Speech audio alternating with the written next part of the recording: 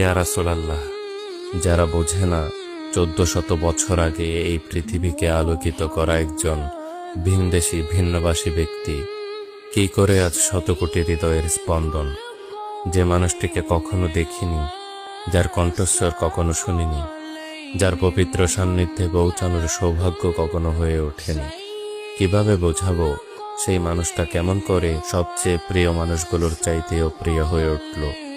আপনাকে আমি কি করে ভালো না বাসি ইয়া রাসূলুল্লাহ? যখন আপনি আমাকে ভালোবেসেছেন সেই 1400 বছর আগে, যখন আপনি আমাকে মিস করতেন, আশা করতেন যেন আমার সাথে দেখা করতে পারেন, অথচ তখন আমার জন্ম তো দূরের কথা, আমার কোনো অস্তিত্বই তো ছিল না। সেদিন সাহাবীরা আপনার চোখে পানি দেখে বলল, ইয়া রাসূলুল্লাহ, আপনি কাঁদছেন কেন? আপনি বললেন, আমার ভাইদের দেখতে ইচ্ছে করছে।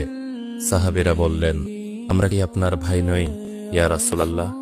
আপনি বললেন, না, তোমরা আমার সাহাবী।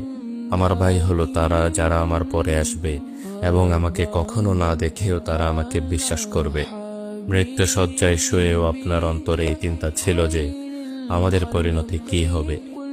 উম্মতি উম্মতি বলতে বলতে আপনি আপনার রবের নিকট ফিরে গিয়েছেন। আপনাকে আমি কি করে ভালো না বাসি ইয়া রাসূলুল্লাহ? আল্লাহুম্মা সাল্লি ওয়া সাল্লিম আলা নাবিয়্যিনা মুহাম্মদ সাল্লাল্লাহু আলাইহি ওয়াসাল্লাম। بك خير الخلق قل ليه